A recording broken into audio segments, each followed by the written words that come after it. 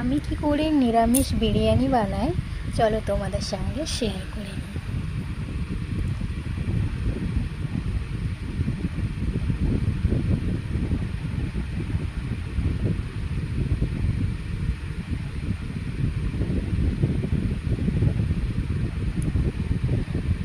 প্রথমে কড়াইয়ে ঘি আর সাদা তেল দেওয়া হবে, তারপরে গরম মশলা ফোড়ন, গোটা গরম মশলা ফোড়ন,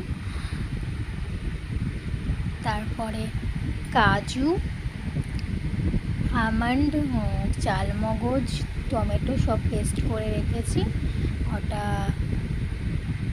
দিয়ে কিছুক্ষণ কষিয়ে নেওয়ার পর জিরের গুঁড়ো, লঙ্কার গুঁড়ো, হলুদ আর পরিমাণ মতো নুন দিয়ে কষিয়ে নিয়ে তারপরে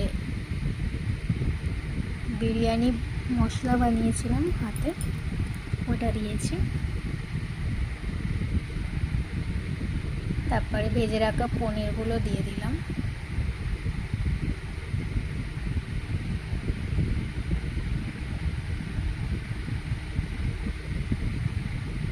তারপর কষানো হয়ে গেলে তেল ছেড়ে দিলে তারপরে আগে থেকে সেদ্ধ করে রাখা চালটা 70% সেদ্ধ করে রেখেছিলাম, ওই চালটা দিয়ে দিলাম। তারপরে পনিরের লেয়ারগুলো দিয়ে দিলাম।